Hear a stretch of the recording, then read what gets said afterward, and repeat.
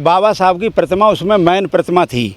गांधी और ये सभी तो बाबा साहब के सामने बौने पड़ जाते हैं। गांधी तो बापू बन पाए थे, लेकिन बाबा साहब तो निराले बाबा साहब ही रहे थे और बाबा साहब के सामने इनकी किसी की दाल नहीं गली थी।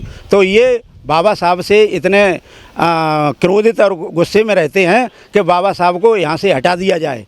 तो ये बात ये है कि जो संसद अंग्रेज़ों का बनाया हुआ है उसमें कोई कमी नहीं आई है, महज उसमें संविधान रखा हुआ है और बाबा साहब की प्रतिमा लगी हुई है, हमारे महापुरुषों के फ़ोटो लगे हुए हैं।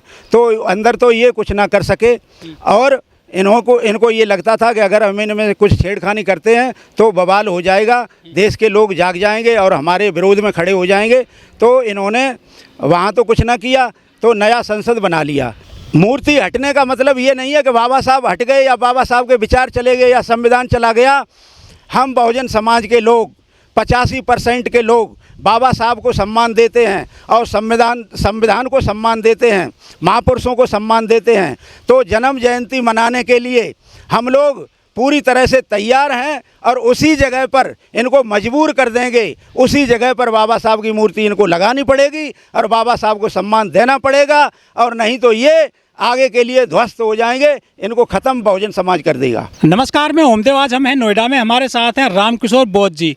रामकिशोर बोध जी अम्बेडकरवादी व्यक्ति हैं और समय समय पर अपनी टिप्पणी देते रहते हैं विभिन्न विषयों को लेकर। सर, बड़ा सवाल ये है कि जो पुरानी संसद है हमारे देश की, वहाँ पर जो प्रतिमाएँ लगी हुई थी डॉक्टर BR अम्बेडकर की, महात्मा गांधी की और शिवाजी महाराज की, उनको मोदी सरकार ने वहाँ से हटा दिया है और कहीं दूसरी जगह शिफ्ट करने की प्रक्रिया चल रही है। मतलब पिछवाड़े में जो हज़ारों लोग जाते थे 14 अप्रैल को बाबा साहब की जयंती मनाने के लिए वहाँ, अब वो कहाँ मनाएंगे जयंती? वहाँ पे फूल चढ़ाते थे, श्रद्धा सुमन अर्पित करते थे। तो लोगों में काफ़ी रोष है कि बाबा साहब को वहाँ से हटा दिया गया है। क्या कहना चाहोगे? इसमें मनवादी ताकतें काम करती हैं और मनवादी ताकतें इसलिए इन्होंने हटाया।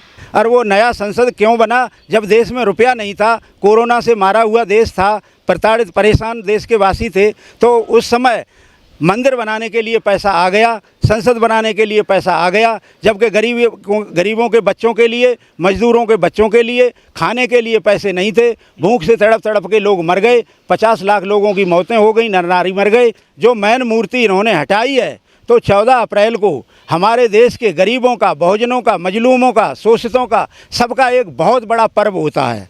तो इस पर्व को भारी तादाद में भारत के ही लोग नहीं, पूरे विश्व में मनाया जाता है। बाबा साहब ही एक ऐसे महापुरुष हुए हैं और इनसे ऊपर तथागत भगवान बुद्ध हुए जिनकी जयंती पूरी दुनिया मनाती है। और बाबा साहब को ये संविधान निर्माता के तौर पर वहाँ कोलंबिया यूनिवर्सिटी ने डॉक्टर ऑफ लॉ यानी बाबा साहब को एक ऐसी डिग्री दी जो आज तक कोई ना कर पाया। तो ये एक बार अंग्रेज़ अधिकारी के साथ बाबा साहब जा रहे थे, तो उसने ये कहा, बाबा साहब आपकी मूर्तियों को ये लोग क्यों तोड़ते रहते हैं, क्यों इनको ध्वस्त करते रहते हैं? तो बाबा साहब ने ये कहा, ये हमारी ताकत से तो डरते ही हैं, हमसे भी डरते हैं, लेकिन ये हमारे जो पुतले खड़े हुए हैं, हमारी जो मूर्तियां खड़ी हुई हैं, इनसे ये और ज़्यादा डरते हैं और इनको भय सताता रहता है कि ये इनमें कहीं जान न पड़ जाए, जैसे ये प्रोपेगेंडा करके अपनी मूर्तियों में प्राण प्रतिष्ठा करते रहते हैं। तो ऐसे ही कहीं बाबा साहब भी जिंदा होकर और इतनी संख्या में आकर देश का नक्शा ना बदल दें, इसलिए ये पहले से ही षड्यंत्र करते रहे हैं। और ये पिछवाड़े में ले जाने का मतलब ये है कि ये मूर्ति यहाँ रहेगी तो 14 अप्रैल को आकर के हमको नतमस्तक होना पड़ेगा, श्रद्धांजलि देनी पड़ेगी, पुष्पांजलि देनी पड़ेगी, सम्मान करना पड़ेगा। इसलिए मनवादी लोग ये सोचते हैं कि बाबा साहब को हमें ये कुछ ना करना पड़े, इसलिए इन्होंने एक मौका ढूंढ लिया। 4 जून को मतगणना होगी, उससे 3 जून को ये अपनी तैयारी में रहेंगे, तो वो मौका ढूंढ करके इन्होंने पीछे को हटाया और ये कहा पार्किंग बनेगी यहाँ पर। 70-75 साल से आज़ादी है, सरकारें आती रही जाती रही, प्रधानमंत्री आते रहे जाते रहे, किसी ने पार्किंग का नाम नहीं लिया, तो इनको ही पार्किंग ज़्यादा अच्छी दिखाई दी। जब ये प्रतिमा लगाई गई थी संसद भवन में, तो BP मौर्य समेत कई नेताओं ने बड़ा आंदोलन किया था, लाखों लोगों ने इसमें जो है आंदोलन में भाग लिया था, तब जाकर के प्रतिमा लगी थी संसद में। एक बड़ा ये जो है अभिमान की बात थी ये बहुजनों के लिए, दलितों के लिए, कि बाबा साहब की प्रतिमा संसद में लग गई है। लेकिन आज वो प्रतिमा रात के अंधेरे में हटा दी गई, किसी ने कोई विरोध ही नहीं किया देश में आज तक।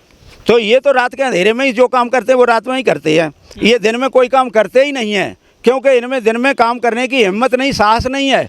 ये रात में इसलिए करते हैं कि वो चोरों वाला काम होता है, अच्छा साहूकारों वाला काम नहीं करते, शेर वाला काम नहीं करते, सियारों वाला काम करते हैं ये। तो ये इसलिए हटाते हैं कि यहाँ से बाबा साहब को जितनी जल्दी हो गायब कर दो और फ्रंट पर नहीं रहनी चाहिए, और हमारा सिर जो लज्जा से झुकता है वो 14 अप्रैल को ना झुके, हमें सम्मान न देना पड़े, इसलिए बाबा साहब को पीछे कर दो। लेकिन बाबा साहब पीछे नहीं रहेंगे, दुनिया में बाबा साहब का सम्मान है, पूरी दुनिया नतमस्तक होती है और देश में भी सम्मान रहेगा। तुम्हारे बाप का पट्टा नहीं है और तुम आओगे और जाओगे, हमारे जैसे लोग जूझते मरते रहेंगे। ना हम जेलों से डरते हैं और ना हम रेलों से डरते हैं, हमारा एक पैर तो जेल में रहता है, एक पैर हमारा रेल में रहता है। जहाँ जैसा मौका होता है, जहाँ जैसा समय होता है, हम लोग पूरे बहुजन समाज के लोग अपनी रणनीति के तहत दिल्ली में जहाँ मूर्ति लगी थी वहीं पर इनको लगाने के लिए मजबूर कर देंगे, और देर है अंधेर नहीं है, और ये वहीं पर लगेगी और लग कर रहेगी। लेकिन जो मोदी जी हैं, प्रधानमंत्री हैं हमारे, वो तो बाबा साहब को बहुत याद करते हैं, उनके पद चिन्हों पर चलने की बात करते हैं, लोगों से अपील करते हैं कि बाबा साहब के जैसे काम करो, और उनके राज में ही ऐसे जो है निर्णय लिए गए हैं, डिसीजन लिए गए हैं कि बाबा साहब की प्रतिमा हटा दी संसद भवन से। ये मोदी जी जो करते हैं, मोदी जी कभी भी ईमानदारी से और पूरे मन के साथ बाबा साहब का सम्मान कभी नहीं करते। ये दिखावटी करते हैं, बहरूपियागिरी करते हैं, और बहरूपियागिरी करके कहते रहते हैं बाबा साहब ना होते तो हम कहाँ होते, संविधान ना होता तो हम कहाँ होते।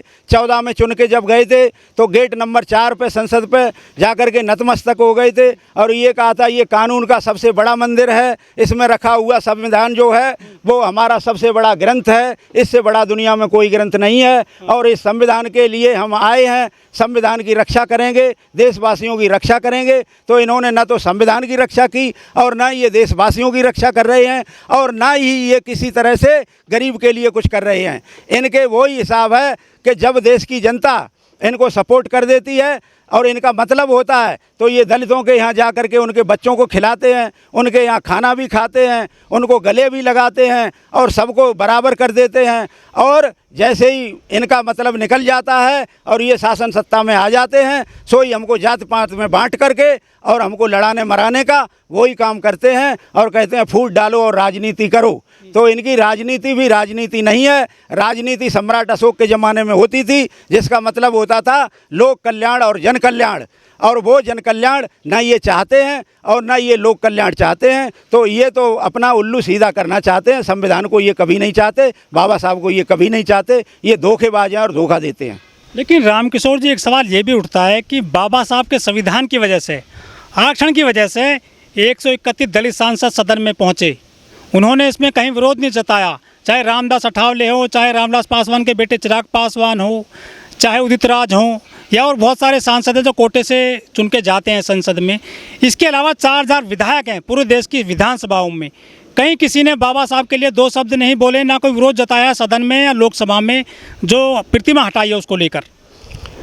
ये जो विधायक हैं और ये सांसद हैं, बाबा साहब इनको दलाल बोलते थे, और ये कहते थे ये हमारी ताकत पर, हमारी कलम की दम पर चुनकर विधानसभा में और पार्लियामेंट में पहुंच तो जाते हैं, लेकिन मलाई चाटते हैं, दलाली करते हैं, और ये समाज के लिए कुछ नहीं करते और समाज के लिए ये आवाज़ भी नहीं उठाते। और ये गूंगे बहरे लोग ये जनता चुनकर भेज देती है विश्वास पर, और ये विश्वास को विश्वासघात में बदलते हैं और वहाँ जाकर के चुप मार कर बैठ जाते हैं, और कभी भी ये समाज की आवाज़ नहीं उठाते, संविधान को बचाने के लिए खड़े नहीं होते, और जो भी जुल्म जास्ती होती है ये चुप बैठे रहते हैं, दलाली करते रहते। तो ये तो दलाल किस्म के लोग हैं, इनको मैं MLA MP कभी नहीं कहता। तो इनका फ़ायदा क्या है फिर चुनने का सर?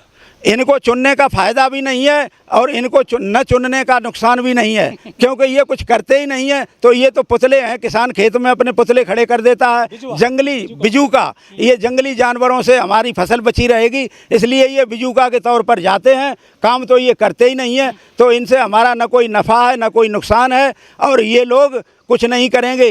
जिस दिन हमारे देश का बहुजन जागेगा, चोर लुटेरा भागेगा। दलितों के लाखों संगठन है बाबा साहब के नाम पर, कांसीराम जी के नाम पर, बहुजनों के महापुरुषों के नाम पर, वो भी कहीं विरोध करते नज़र नहीं आ रहे हैं।